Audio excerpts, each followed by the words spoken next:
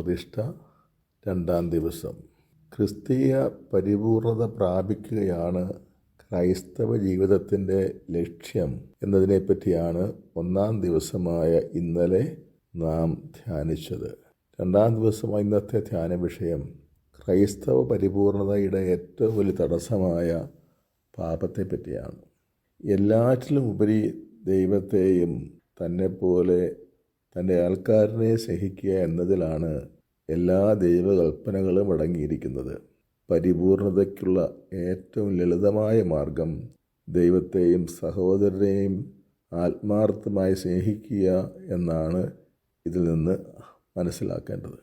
പാപം ദൈവത്തോടും സഹോദരങ്ങളോടുമുള്ള ദ്രോഹമാണ്. കത്തോലിക്കാ സഭയുടെ മതബോധന ഗ്രന്ഥം 1958 പറയുകയാണ്, പാപം ദൈവത്തെ നിന്ദിച്ചുകൊണ്ട് പോലുമുള്ള ആത്മസ്നേഹമാണ്. യോഹന്നാൻ്റെ 1 ലേഖനം 3:15 പറയുകയാണ്, സഹോദരനെ വെറുക്കുന്നവൻ കൊലപാതകയാണ്. ഇപ്പോൾ ദൈവത്തോടും സഹോദരരോടുമുള്ള അകൽച്ചയാണ് പാപം.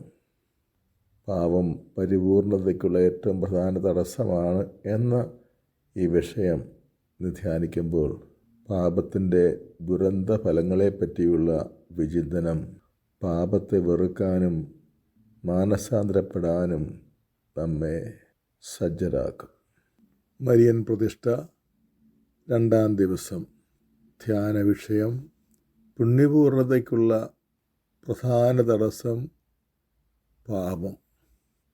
റോമാക്കാർക്കുള്ള ലേഖനം 6 അധ്യായം 22-23 വാക്യങ്ങൾ. പാപത്തിൻ്റെ വേതനം മരണമാണ്, ദൈവത്തിൻ്റെ ദാനമാകട്ടെ നമ്മുടെ കർത്താവായ യേശുക്രിസ്തു വഴിയുള്ള നിത്യജീവനും. വിചിന്തനം. പാപത്തിൻ്റെ വിവരണാതീതമായ ദുരന്തഫലങ്ങൾ എത്രയധികമെന്ന് സ്പഷ്ടമാക്കാനാണ് പാപത്തിൻ്റെ വേതനം മരണമാണ് എന്ന് വിശുദ്ധ ബൈബിൾ പറയുന്നത്. ഇഹലോക ജീവിതത്തിൻ്റെ വിരാമം സൂചിപ്പിക്കുന്ന ആത്മശരീരങ്ങളുടെ വേർപെടലിനേക്കാൾ ആഴമേറിയ അർത്ഥമാണ് ബൈബിളിൽ മരണത്തിനുള്ളത്. കത്തോലിക്കാ സഭയുടെ 399-400 ഖണ്ഡികകളിൽ അതിപ്രകാരമാണ് വിശദമാക്കിയിരിക്കുന്നത്. ദൈവത്തിൽ നിന്നുള്ള അകൽച്ച, അതാണ് മരണം. ശരീരത്തിൻ്റെ മേൽ ആത്മാവിനുള്ള നിയന്ത്രണം നഷ്ടപ്പെട്ട അവസ്ഥ, അതും മരണം എന്ന വാക്കിലൂടെ വ്യക്തമാക്കുകയാണ്. അതായത് ചെയ്യാൻ ആഗ്രഹിക്കാത്ത തിന്മ ചെയ്തു പോകുന്ന ദുർഭഗാവസ്ഥ. മരണത്തിൻ്റെ മറ്റൊരർത്ഥം സ്ത്രീ പുരുഷ ബന്ധങ്ങളിലെ തകർച്ച. മരണത്തിലുള്ള 4ാമത്തെ അർത്ഥം സൃഷ്ടപ്രപഞ്ചവും മനുഷ്യനും തമ്മിലുള്ള ശത്രുത. അവസാനത്തെ അർത്ഥം രോഗവും മരണവും. അപ്പോൾ മരണം എന്ന വാക്കിന് ബൈബിളിൽ അർത്ഥം ദൈവത്തിൽ നിന്നും, തന്നിൽ നിന്നും, സഹചരിൽ നിന്നും, പ്രപഞ്ചത്തിൽ നിന്നും, ജീവൻ്റെ ഉറവിടത്തിൽ നിന്നുമുള്ള അകൽച്ച എന്നാണ്. ദൈവകൽപ്പനകളുടെ ലംഘനത്തിൻ്റെ അനിവാര്യ ഫലം ദൈവത്തിൽ നിന്നുള്ള വേർപെടലാണ്. അതാണ് മനുഷ്യബന്ധങ്ങളിലെ തകർച്ചയ്ക്കും സൃഷ്ടവസ്തുക്കളിൽ നിന്നുള്ള വിനാശകരമായ ശത്രുതയ്ക്കും മരണത്തിനും കാരണമാകുന്നത്. പാപം ഏറ്റവും വലിയ തിന്മ. വിശുദ്ധ ഗ്രന്ഥകർത്താക്കൾ പാപത്തെ അവതരിപ്പിക്കുന്നത് മനുഷ്യരെ നശിപ്പിക്കുന്ന ഏറ്റവും വലിയ തിന്മയായും ഏക തിന്മയായുമാണ്. മനുഷ്യവംശത്തിന് അഭിമുഖീഭവിക്കുന്ന മറ്റെല്ലാ തിന്മകളും ഉടലെടുക്കുന്നത് പാപം എന്ന തിന്മയിൽ നിന്നാണെന്നും ബൈബിൾ വ്യക്തമാക്കുന്നു. പാപം അഗ്രാഹ്യമായ ഒരു രഹസ്യം തന്നെയാണ്. അതിൻ്റെ ദുരന്ത ഫലങ്ങൾ വിവരണാതീതമാണ്. പാപത്തിൻ്റെ വേതനം മരണമാണ് എന്ന ഹ്രസ്വമായ പ്രസ്താവനയിലൂടെ വിശുദ്ധ ബൈബിൾ ഇക്കാര്യമാണ് വ്യക്തമാക്കുന്നത്. പാപം സ്വജീവനെതിരാണെന്ന് വിശുദ്ധ ഗ്രന്ഥം സാക്ഷ്യപ്പെടുത്തുന്നു. എസെക്കിയേൽ പ്രവാചകന്റെ പുസ്തകം 18-ാം അധ്യായം 4-ാം വാക്യം, പാപം ചെയ്യുന്നവൻ്റെ ജീവൻ നശിക്കും. തോബിത്തിൻ്റെ പുസ്തകം 12-ാം അധ്യായം 10-ാം വാക്യം, പാപം ചെയ്യുന്നവൻ സ്വന്തം ജീവൻ്റെ ശത്രുവാണ്. കത്തോലിക്കാ സഭയുടെ മതബോധനത്തിൽ നിന്ന് 549-ാം ഖണ്ഡിക പഠിപ്പിക്കുന്നത് പാപമാണ് ഏറ്റവും വലിയ ബന്ധനം അഥവാ ദാസ്യമെന്നാണ്. ആ പ്രബോധനം ഇപ്രകാരമാണ്: പാപത്തിൻ്റെ ദാസ്യമാണ് മനുഷ്യരുടെ ദൈവമക്കൾ പദവിയെ ധ്വംസിക്കുന്നതും സർവവിധ മാനുഷിക ബന്ധനത്തിലേക്ക് അവരെ വലിച്ചിഴയ്ക്കുന്നതും. പാപത്തിൻ്റെ ഏറ്റവും വലിയ ദുരന്തഫലം ദൈവവുമായുള്ള ബന്ധത്തകർച്ചയാണെന്ന് തിരുസഭയുടെ മതബോധന ഗ്രന്ഥം 1855 വിശദമായി പഠിപ്പിക്കുന്നുണ്ട്. അതിപ്രകാരമാണ്: പാപം ദൈവത്തിനെതിരെ ഉള്ള ദ്രോഹമാണ്.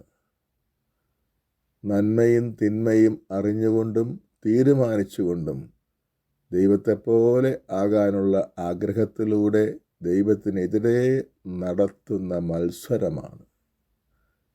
ദൈവത്തെ നിന്ദിച്ചുകൊണ്ട് പോലുമുള്ള ആത്മസ്നേഹമാണ്. ഇത് മതബോധന ഗ്രന്ഥം 1850-ാം ഖണ്ഡികയിൽ നിന്നാണ്. 1855-ാം ഖണ്ഡികയിൽ പറയുന്നത് ഇങ്ങനെയാണ്: മാരകപാപം മനുഷ്യഹൃദയത്തിലെ സ്നേഹം നശിപ്പിക്കുന്നു. അത് മനുഷ്യനെ അവൻ്റെ പരമലക്ഷ്യവും സൗഭാഗ്യവുമായ ദൈവത്തിൽ നിന്ന് അവിടത്തേക്കാൾ താണ ഒരു നന്മയെ കൂടുതൽ ഇഷ്ടപ്പെടുക വഴി അകറ്റുന്നു. ലഘുപാപം ദൈവവുമായുള്ള സൗഹൃദവും സ്നേഹവും ഇല്ലാതാക്കുന്നില്ലെങ്കിലും അത് ആ ദിവ്യ സ്നേഹത്തെ ദ്രോഹിക്കുകയും മുറിപ്പെടുത്തുകയും ചെയ്യുന്നു. മനുഷ്യപ്രകൃതിക്കും മനുഷ്യമഹത്വത്തിനും എതിരായ ഒന്നാണ് പാപം. പാപം ഒരു ദുര്യോഗമാണ്, ഒരു പരാജയമാണ്, തെറ്റുപറ്റലാണ്, വ്യതിചലനമാണ്, വഴിപിഴയ്ക്കലാണ്, ദൈവത്തിനെതിരെയുള്ള വിപ്ലവമാണ്, ദുഷ്ടതയാണ്, വഷളത്വമാണ്, ദൈവനിന്ദയാണ്, ചതിക്കലാണ്, അപഭ്രംശമാണ്, അധർമ്മമാണ്, തലതിരിഞ്ഞ പ്രവൃത്തിയാണ്, കൊള്ളരുതായ്മയാണ്, അപരാധമാണ്, അനീതിയാണ്, കൽപ്പിച്ചുകൂട്ടിയുള്ള ദ്രോഹബുദ്ധിയാണ്. പാപം അവനവന് തന്നെ വരുത്തി വയ്ക്കുന്ന വിനാശം അതിഭയാനകമായതിനാലാണ് ഒരു പാപം ചെയ്യുന്നതിനേക്കാൾ ഭേദം 1000 വട്ടം മരിക്കുകയാണ് എന്ന് വിശുദ്ധർ പറഞ്ഞിരുന്നത്. പാപം വരുത്തുന്ന സർവനാശങ്ങൾ വിശുദ്ധ ബൈബിളിൻ്റെ അടിസ്ഥാനത്തിൽ നമുക്ക് നോക്കാം. യോഹന്നാൻ്റെ 1-ാം ലേഖനം 3-ാം അധ്യായം 8-ാം വാക്യത്തിൽ പറഞ്ഞിരിക്കുന്നത്, പാപം ഒരുവനെ ദൈവത്തിൻ്റെ വത്സലപുത്രൻ എന്ന സ്ഥാനത്ത് നിന്ന് അധപ്പതിപ്പിച്ച് പിശാചിൻ്റെ അടിമയാക്കും എന്നാണ്. തിരുസഭയുടെ മതബോധന ഗ്രന്ഥം 400-ാം ഖണ്ഡികയിൽ പറഞ്ഞിരിക്കുന്നത്, ചെയ്യാൻ ആഗ്രഹിക്കാത്ത തിന്മ ചെയ്തു പോകും വിധം ആത്മനിയന്ത്രണം നഷ്ടമാക്കും പാപം എന്നാണ്. അതേ പ്രബോധനത്തിൽ പാപത്തിൻ്റെ മറ്റൊരു ദുരന്തഫലം പറഞ്ഞിരിക്കുന്നത്, ഭാര്യ ഭർത്തൃബന്ധം പോലെയുള്ള അതിഗാഢ സ്നേഹബന്ധത്തിൽ പോലും വിള്ളലും അപരിഹാര്യമായ തകർച്ചയും ഉണ്ടാക്കുമെന്നാണ്. സംഖ്യാപുസ്തകം 32:23 സങ്കീർത്തനം 38:4 പറഞ്ഞിരിക്കുന്നത്, പാപം മൂലം കുറ്റബോധം നമ്മെ വേട്ടയാടി നമ്മുടെ സമാധാനം നഷ്ടപ്പെടുത്തുമെന്നാണ്. റോമാലേഖനം 2:10 പാപം ജീവിതം ദുരിതപൂർണമാക്കും എന്ന് പഠിപ്പിക്കുന്നുണ്ട്. സുഭാഷിതങ്ങളുടെ പുസ്തകം 13:21 സാമ്പത്തിക ഭദ്രത തകർന്ന് പാപം മൂലം നാം വൻ പ്രതിസന്ധിയിലാകും എന്ന് മുന്നറിയിപ്പ് തരുന്നുണ്ട്. ഉൽപ്പത്തി പുസ്തകം 3:17 നിയമാവർത്തനം 28:20 പഠിപ്പിക്കുന്നത് പാപം മൂലം നമ്മുടെ സകല പ്രയത്നങ്ങളും കഠിനാധ്വാനവും നിഷ്ഫലമായി നാം ശപിക്കപ്പെട്ട അവസ്ഥയിൽ എത്തിച്ചേരുമെന്നാണ്.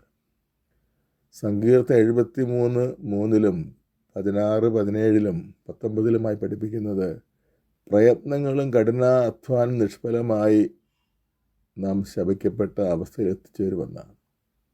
സങ്കീർത്തനം 73:3 ദൈവവചനം പറയുന്ന നിലവിലുള്ള ഉയർച്ച ഇല്ലാതായി പാപം ചെയ്യുന്നവർ പെട്ടെന്ന് അധപ്പതിക്കും എന്നാണ്. സുഭാഷിതം 28:13 ഒരു ഐശ്വര്യവും നിലനിൽക്കാതെ പൂർണ്ണമായി ഒരു വ്യക്തി അധപ്പതിക്കാൻ പാപം കാരണമാക്കും എന്ന് പഠിപ്പിക്കുന്നുണ്ട്. സുഭാഷിതം 24:20 പാപം ചെയ്യുന്നവൻ്റെ ഭാവി നശിക്കും എന്നാണ് എഴുതി വച്ചിരിക്കുന്നത്. സുഭാഷിതം 29:1 പറഞ്ഞിരിക്കുന്നത് പാപം മൂലം രക്ഷപ്പെടാനാവാത്ത തകർച്ചയിൽ ഒരാൾ ചെന്ന് വീഴും എന്നാണ്. പ്രഭാഷകൻ 18:31 പാപം മൂലം അത് ചെയ്യുന്നവർ അപമാനിതരാവുകയും ശത്രുക്കളുടെ പരിഹാസപാത്രമാവുകയും ചെയ്യും എന്നും വ്യക്തമാക്കിയിട്ടുണ്ട്. പ്രിയപ്പെട്ടതെല്ലാം കൈമോശം വന്ന് ജീവിതം പൂർണ്ണമായി നശിക്കുമെന്ന് സങ്കീർത്തനം 39:11 പ്രഭാഷണം 23:16 നമ്മൾ വായിക്കുന്നുണ്ട്. രോഗം പിടിപെട്ട് അപ്രതീക്ഷിതമായി മരിക്കും എന്ന് സങ്കീർത്തനം 38:3 7-9 പാപത്തിൻ്റെ ദുരന്തഫലം പഠിപ്പിക്കപ്പെടുന്നുണ്ട്. പ്രഭാഷണം 7:16-17 പാപം മൂലം ഏറ്റവും വലിയ നാശം, അതായത് നിത്യനരകാഗ്നിക്ക് നാം ഇരയായിത്തീരും എന്നും വിശുദ്ധ ലിഖിതം മുന്നറിയിപ്പ് തരുന്നുണ്ട്.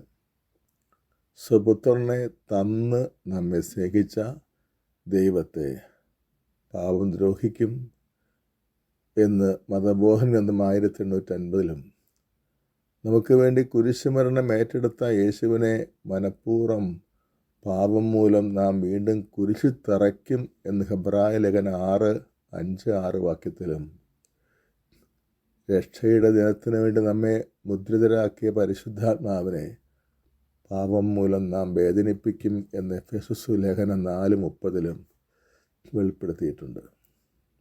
ചെയ്യേണ്ട നന്മ ചെയ്യാതിരിക്കുന്നതും പാപമാണ്, അതിൻ്റെ ഫലവും ഭയാനകമാണ് എന്നാണ് വിശുദ്ധ വേദപുസ്തകം പഠിപ്പിക്കുന്നത്. റോമാലേഖനം 1-ാം 21, 24, 29, 30, 31 വാക്യങ്ങളിൽ അത് വെളിപ്പെടുത്തിയിട്ടുണ്ട്. അവർ ദൈവത്തെ അറിഞ്ഞിരുന്നെങ്കിലും അവിടുത്തെ ദൈവമായി മഹത്വപ്പെടുത്തുകയോ അവിടത്തേക്ക് നന്ദി പ്രകാശിപ്പിക്കുകയോ ചെയ്തില്ല. അതുകൊണ്ട് ദൈവം അവരെ തങ്ങളുടെ ഭോഗാസക്തികളോടുകൂടെ ശരീരങ്ങൾ പരസ്പരം അപമാനിതമാക്കുന്നതിന് അശുദ്ധിക്ക് വിട്ടുകൊടുത്തു. അവർ എല്ലാ തരത്തിലുമുള്ള അനീതിയും ദുഷ്ടതയും അത്യാഗ്രഹവും തിന്മയും നിറഞ്ഞവരാണ്. അസൂയ, കൊലപാതകം, ഏഷണി, കലഹം, വഞ്ചന, പരദ്രോഹം എന്നിവയിൽ അവർ മുഴുകുന്നു. അവർ പരദൂഷകരും ദൈവനിന്ദകരും ധിക്കാരികളും ഗർവിഷ്ഠരും പൊങ്ങച്ചക്കാരും തിന്മകൾ ആസൂത്രണം ചെയ്യുന്നവരും മാതാപിതാക്കന്മാരെ അനുസരിക്കാത്തവരും ബുദ്ധിഹീനരും അവിശ്വസ്തരും ഹൃദയശൂന്യരും കരുണയില്ലാത്തവരുമായി തീർന്നു. ചെയ്യേണ്ട ഒരു നന്മ, അതായത് ദൈവത്തെ മഹത്വപ്പെടുത്തുക എന്നത് ചെയ്യാതിരുന്നതിൻ്റെ പരിണത ഫലങ്ങൾ എത്ര ഭയാനകമാണെന്ന് ഈ തിരുവെഴുത്ത് വ്യക്തമാക്കുന്നു. അങ്ങനെയെങ്കിൽ ബോധപൂർവം ഒരു തിന്മ തിരഞ്ഞെടുക്കുകയും അത് ചെയ്യുകയും ചെയ്യുമ്പോൾ അതിൻ്റെ വിനാശഫലങ്ങൾ എത്രയധികമായിരിക്കും.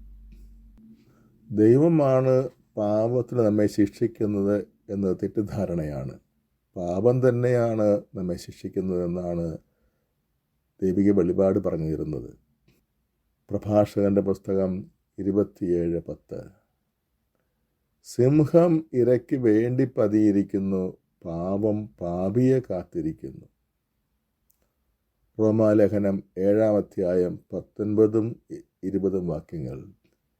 ഇച്ഛിക്കുന്ന നന്മ ഞാൻ ചെയ്യുന്നില്ല, മറിച്ച് ഇച്ഛിക്കാത്ത തിന്മ ഞാൻ പ്രവർത്തിക്കുന്നു. ഞാൻ ഇച്ഛിക്കാത്തത് ഞാൻ ചെയ്യുന്നെങ്കിൽ അത് പ്രവർത്തിക്കുന്നത് ഒരിക്കലും ഞാനല്ല, എന്നിൽ കുടികൊള്ളുന്ന പാപമാണ്. പാപം തന്നെ പാപിയെ ശിക്ഷിക്കും എന്നീ തിരുവെഴുത്തുകൾ വ്യക്തമാക്കുന്നു. പാപത്തിൻ്റെ ദുരന്തഫലങ്ങൾ നമ്മുടെ മേൽ പതിക്കാതിരിക്കാൻ ആണ് ദൈവം തൻ്റെ പുത്രനെ തന്നെ നമുക്ക് രക്ഷകനായി തന്നതെന്ന് യോഹന്നാൻ്റെ സുവിശേഷം 3:17 വെളിപ്പെടുത്തിയിട്ടുണ്ട്. ദൈവം തൻ്റെ പുത്രനെ ലോകത്തിലേക്ക് അയച്ചത് ലോകത്തെ ശിക്ഷയ്ക്ക് വിധിക്കാനല്ല, പ്രത്യുത അവൻ വഴി ലോകം രക്ഷ പ്രാപിക്കാനാണ്. ഈ തിരുവെഴുത്തിൽ നിന്ന് വ്യക്തമായി മനസ്സിലാക്കേണ്ടത് പാപം അതിൽ തന്നെ വിനാശകരമാണ്. പാപത്തിൻ്റെ വിനാശഫലങ്ങൾ സ്വാഭാവികമായും നമ്മൾ അനുഭവിക്കേണ്ടി വരും. ദൈവം ശിക്ഷിക്കുന്നതിലുപരി പാപം തന്നെയാണ് നമ്മെ ശിക്ഷിക്കുന്നത്. ദൈവമാകട്ടെ ആ ശിക്ഷയും കഷ്ടതയും നമുക്ക് വന്നു ചേരാതിരിക്കാൻ വേണ്ടി തൻ്റെ പുത്രനെ പോലും ബലികഴിക്കുവാൻ തക്കവണ്ണം നമ്മെ സ്നേഹിക്കുന്നവനാണ്. നമുക്ക് ലഭിച്ചിരിക്കുന്ന പാപക്ഷമ നിസ്സാരമാക്കരുത്. അതിൻ്റെ വില നമ്മൾ മനസ്സിലാക്കണം. ഇത്രയേറെ വിനാശകരമായ പാപത്തിൽ നിന്നും അതിൻ്റെ ശിക്ഷകളിൽ നിന്നും എത്രയോ തവണ നമുക്ക് മോചനവും ക്ഷമയും വിടുതലും കിട്ടിയിട്ടുണ്ട്. അത് നാം വേണ്ടവണ്ണം മനസ്സിലാക്കാറില്ല. ഒരു പാപത്തിൻ്റെ ശിക്ഷ ഇത്ര വലുതാണെങ്കിൽ ആ പാപത്തിൽ നിന്ന് സൗജന്യമായി ദൈവം തന്ന മോചനവും ക്ഷമയും എത്ര ഉന്നതമായ കൃപയാണ്. അത് ദൈവത്തിൻ്റെ അളവില്ലാത്ത കരുണയുടെ പ്രകാശനമാണ്. അതിനാൽ പാപം വെറുത്തുപേക്ഷിക്കാതെ പാപത്തിൽ തന്നെ തുടർന്നുകൊണ്ട് ദൈവത്തിൻ്റെ അളവറ്റ ഈ കരുണയെ നാം മുതലെടുക്കരുത്. വിശുദ്ധ പൗലോസ് അതേപ്പറ്റി നമ്മെ താക്കീത് ചെയ്യുന്നുണ്ട്. റോമാലേഖനം 2-ാം 4-5 വാക്യങ്ങളിൽ. നിന്നെ മാനസാന്തരത്തിലേക്ക് നയിക്കുന്ന ദൈവത്തിൻ്റെ ദയാധിക്യം അറിയാതെ അവിടുത്തെ ദയയുടെയും സഹിഷ്ണുതയുടെയും ക്ഷമയുടെയും സമ്പന്നത നീ നിസ്സാരമാക്കുകയാണോ? എന്നാൽ ദൈവത്തിൻ്റെ നീതിവിധി വെളിപ്പെടുന്ന ക്രോധത്തിൻ്റെ ദിനത്തിലേക്ക് നീ നിൻ്റെ കഠിനവും മാനസാന്തരപ്പെടാത്തതുമായ ഹൃദയം നിമിത്തം നിനക്ക് തന്നെ ക്രോധം സംഭരിച്ചു വെക്കുകയാണ്. ദൈവകരുണയ്ക്ക് പാപികളായ നമുക്ക് അർഹതയുണ്ടാകുന്നത് നാം മാനസാന്തരപ്പെടുവാൻ തീരുമാനിക്കുമ്പോൾ മാത്രമാണ്. ധൂർത്തപുത്രൻ്റെ ഉപമ പാപിയോടുള്ള ദൈവത്തിൻ്റെ അനന്തമായ കരുണയെപ്പറ്റിയാണ് പറയുന്നത്. മകൻ പാപവഴികൾ ഉപേക്ഷിച്ച് തിരിച്ചു വന്നതിലുള്ള ആനന്ദത്തിൽ അവൻ്റെ മുൻകാല പാപജീവിതം പിതാവ് വിസ്മരിക്കുകയാണ്. ദൈവവചനം പറയുകയാണ്, ഉടനെ മേൽത്തരം വസ്ത്രം കൊണ്ടുവന്ന് ഇവനെ ധരിപ്പിക്കുവിൻ, ഇവൻ്റെ കയ്യിൽ മോതിരവും കാലിൽ ചെരുപ്പും അണിയിക്കുവിൻ എന്ന് അവൻ്റെ പിതാവ് കൽപ്പിക്കുന്നത് ഇതാണ് സൂചിപ്പിക്കുന്നത്. എന്നാൽ മാനസാന്തരത്തിൻ്റെ ഫലങ്ങൾ മകൻ പുറപ്പെടുത്തുന്നത് വരെ പിതാവ് ഒരു മുൻകൈയെടുക്കലും നടത്തുന്നില്ല എന്ന് ഈ ഉപമ പ്രത്യേകം പറയുന്നുണ്ട്. മകൻ്റെ നഷ്ടത്തിൽ രാപകൽ അതിതീവ്രമായി ഹൃദയം നുറുങ്ങിയവനായിരുന്നിട്ടും പിതാവ് അവനെ തേടിപ്പോകുന്നില്ല, വേലക്കാരിൽ ഒരാളെ പറഞ്ഞു വിടാനും മുതിരുന്നില്ല. മകന് പാപബോധവും യഥാർത്ഥ മാനസാന്തരവും ഉണ്ടാകാത്തിടത്തോളം കാലം പിതാവിൻ്റെ കരുണ അവൻ വിലമതിക്കുകയില്ല എന്നതാണ് അതിന് കാരണം. നാം പാപത്തെ ന്യായീകരിച്ചുകൊണ്ടും പാപം വെറുത്തുപേക്ഷിക്കാൻ തയ്യാറാകാതെയും ജീവിച്ചാൽ ദൈവം നൽകുന്ന അനന്തമായ സൗജന്യ കരുണ നമുക്ക് അനുഭവിക്കാൻ പറ്റാതെ പോകും. ആത്മാർത്ഥമായി അനുദപിച്ച് പാപവും പാപഹേതുക്കളും വെറുത്തുപേക്ഷിക്കുക ദൈവകരുണയ്ക്ക് നമ്മെ അർഹതയുള്ളവരാക്കും. മരിയ ഭക്തി പാപജീവിതം ഒഴിവാക്കാനുള്ള പോംവഴി. പാപച്ചേറ്റിൽ വീഴാതെ നമ്മെ കാക്കാൻ അമലോത്ഭവയായ മറിയത്തെപ്പോലെ കഴിവുള്ള മറ്റാരുണ്ട്? ഒരു പാപം പോലും മനസ്സിൽ പോലും എത്താത്ത സർവാംഗ പരിശുദ്ധയായ മറിയമാണ് പാപത്തിൻ്റെ അശുദ്ധിയിൽ നിന്ന് നമ്മയൊക്കെ കൈപിടിച്ചുയർത്താൻ ഏറ്റവും വലിയ സഹായം. മരിയ ഭക്തി വിശ്വസ്തയോടും സ്ഥിരതയോടും കൂടി അഭ്യസിക്കുന്നവരാരും പാപത്തിൽ നിന്ന് സംരക്ഷിക്കപ്പെടാതിരിക്കുകയില്ല. യഥാർത്ഥ മരിയ ഭക്തിയുടെ പ്രബോധകനായ മിസ്റ്റർ ലൂയിസ് ഡി മോൺഫോർട്ട് പറയുന്നത് നമുക്ക് ശ്രദ്ധയോടെ ശ്രവിക്കാം. യഥാർത്ഥ മരിയ ഭക്തി എന്ന വിഖ്യാത ഗ്രന്ഥത്തിൽ 174 നമ്പറിൽ ആണ് അദ്ദേഹം പറയുന്നത്: മറിയം താങ്ങുമ്പോൾ നീ വീഴുകയില്ല, അവൾ സംരക്ഷിക്കുമ്പോൾ നീ ഭയപ്പെടേണ്ട, അവൾ നയിക്കുമ്പോൾ നീ ക്ഷീണിക്കുകയില്ല, അവൾ അനുകൂലയായിരിക്കുമ്പോൾ നീ നിത്യസൗഭാഗ്യത്തിൻ്റെ തുറമുഖത്ത് ചെന്നെത്തും. വിശുദ്ധ ബൊനവെഞ്ചരും ഇക്കാര്യം കൂടുതൽ വ്യക്തമായി പഠിപ്പിക്കുന്നുണ്ട്. പരിശുദ്ധ കന്യക വിശുദ്ധിയുടെ പൂർണ്ണതയിൽ വിശുദ്ധരെ സൂക്ഷിക്കുക മാത്രമല്ല, വിശുദ്ധർ പുണ്യപൂർണതയിൽ നിന്ന് വീണു പോകാതിരിക്കാൻ അവരെ അതിൻ്റെ സമൃദ്ധിയിൽ നിലനിർത്തുകയും ചെയ്യുന്നു. നഷ്ടപ്പെടാതിരിക്കത്തക്ക വിധം അവരുടെ സുഹൃതങ്ങളെയും നിഷ്ഫലമാകാതിരിക്കത്തക്ക വിധം അവരുടെ യോഗ്യതകളെയും കൈവിട്ടു പോകാതിരിക്കത്തക്ക വിധം അവർക്ക് ലഭിക്കുന്ന കൃപാവരങ്ങളെയും കന്യകാമറിയം കാത്തുസൂക്ഷിക്കുന്നു. മാത്രമല്ല, പിശാചിൻ്റെ ഉപദ്രവങ്ങളിൽ നിന്ന് സംരക്ഷിക്കുന്നു. വല്ല കാരണത്താലും പാപത്തിൽ വീണുപോയാൽ തൻ്റെ ദീപസ്വതൻ്റെ ശിക്ഷയിൽ നിന്ന് പോലും അവർ രക്ഷിക്കുന്നു. വിശുദ്ധ ഗ്രന്ഥവായന. മകനെ, നീ പാപം ചെയ്തിട്ടുണ്ടോ? ഇനി ചെയ്യരുത്. പഴയ പാപങ്ങളിൽ നിന്നുള്ള മോചനത്തിനായി പ്രാർത്ഥിക്കുക. സർപ്പത്തിൽ നിന്ന പോലെ പാപത്തിൽ നിന്ന് ഓടിയകലുക. അടുത്ത് ചെന്നാൽ അത് കടിക്കും. അതിൻ്റെ പല്ലുകൾ സിംഹത്തിൻ്റെ പല്ലുകളാണ്. അത് ജീവൻ അപഹരിക്കും. നിയമലംഘനം ഇരുവായ്ത്തല വാൾ പോലെയാണ്. അതുണ്ടാക്കുന്ന മുറിവുകൾ ഉണങ്ങുകയില്ല.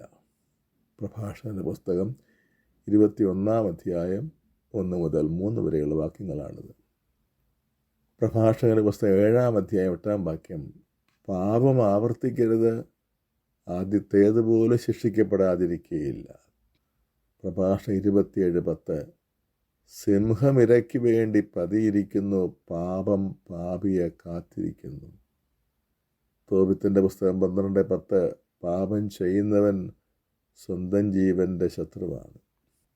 പ്രാർത്ഥന. പാപത്തെപ്പറ്റി ബോധ്യപ്പെടുത്തുന്ന പരിശുദ്ധാത്മാവായ ദൈവമേ, എന്നിൽ പാപബോധം അടിക്കടി വളർത്തണമേ.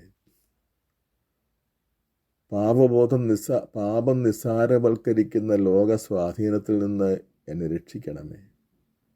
നിഗൂഢമായിരിക്കുന്ന എൻ്റെ പാപങ്ങളെല്ലാം എനിക്ക് വെളിപ്പെടുത്തി തരണമേ. പാപത്തിൻ്റെ വിനാശഫലങ്ങളെക്കുറിച്ചുള്ള ബോധ്യം എന്നിൽ സജീവമാക്കണമേ. എൻ്റെ പാപം ദൈവത്തെ എത്രമാത്രം ദ്രോഹിക്കും എന്ന തിരിച്ചറിവിലേക്ക് എന്നെ നയിക്കണമേ. ഈശോയോടുള്ള സ്നേഹത്തെ പ്രതി പാപത്തോടുള്ള വെറുപ്പും ഭയവും എന്നിൽ ഉളവാക്കണമേ. പാപമാലിന്യമേശാത്ത കന്യകമറിയമേ, പാപത്തിൽ വീഴാതെ എന്നെ കാക്കണമേ. ആമേൻ. സൽകൃത്യം. നരകത്തെയും സ്വർഗത്തെയും കുറിച്ച് 10 മിനിറ്റ് ധ്യാനിക്കുക.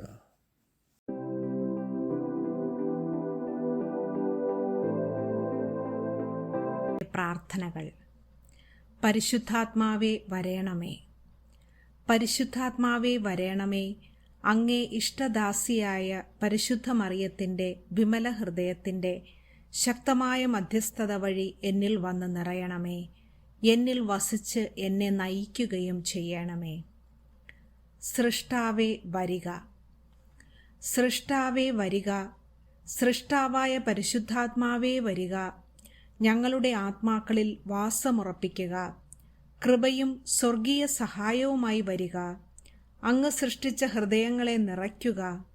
ശ്രേഷ്ഠനായ സഹായക, അങ്ങയോട് ഞങ്ങൾ അപേക്ഷിക്കുന്നു.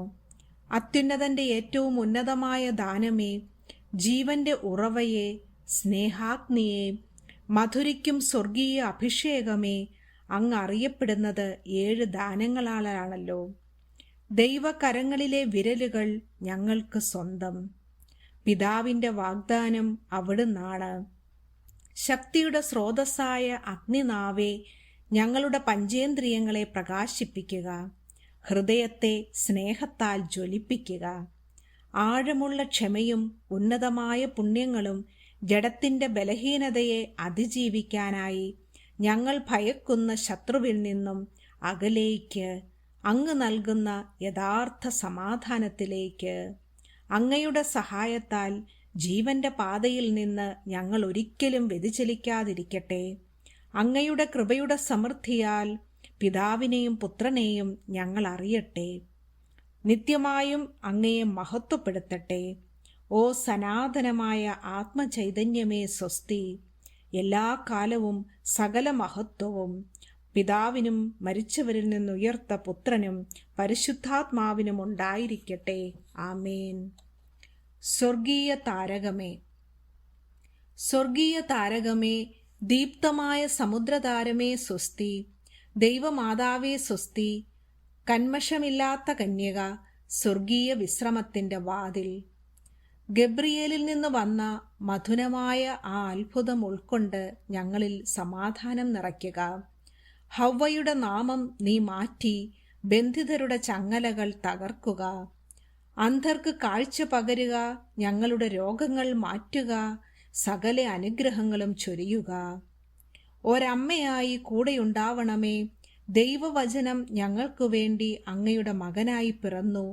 അങ്ങയുടെ മധ്യസ്ഥതയിലൂടെ ഞങ്ങളുടെ പ്രാർത്ഥന സമർപ്പിക്കുക. മഹത്വപൂരിതയായ കന്യകേ, ദയയുള്ളവരിൽ ദയാവാരിധേ, കന്മഷരഹിതേ, ഞങ്ങളെ സംരക്ഷിക്കുക.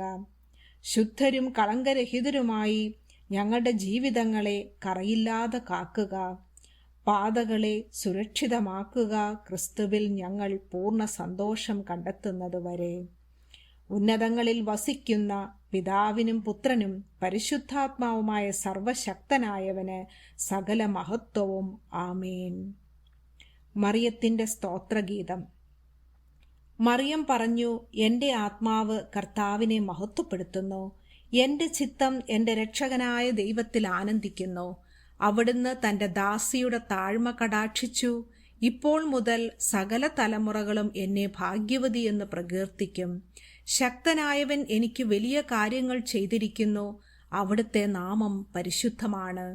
അവിടുത്തെ ഭക്തരുടെ മേൽ തലമുറകൾ തോറും അവിടുന്ന് കരുണ വർഷിക്കും. അവിടുന്ന് തൻ്റെ ഭുജം കൊണ്ട് ശക്തി പ്രകടിപ്പിച്ചു. ഹൃദയവിചാരത്തിൽ അഹങ്കരിക്കുന്നവരെ ചിതറിച്ചു. ശക്തന്മാരെ സിംഹാസനത്തിൽ നിന്ന് മറിച്ചിട്ടു, എളിയവരെ ഉയർത്തി. വിശക്കുന്നവരെ വിശിഷ്ട വിഭവങ്ങൾ കൊണ്ട് സംതൃപ്തരാക്കി, സമ്പന്നരെ വെറും കൈയോടെ പറഞ്ഞയച്ചു. തൻ്റെ കാരുണ്യം അനുസ്മരിച്ചുകൊണ്ട് അവിടുന്ന് തൻ്റെ ദാസനായ ഇസ്രായേലിനെ സഹായിച്ചു. നമ്മുടെ പിതാക്കന്മാരായ അബ്രഹാത്തോടും അവൻ്റെ സന്തതികളോടും എന്നേക്കുമായി ചെയ്ത വാഗ്ദാനം അനുസരിച്ചു തന്നെ.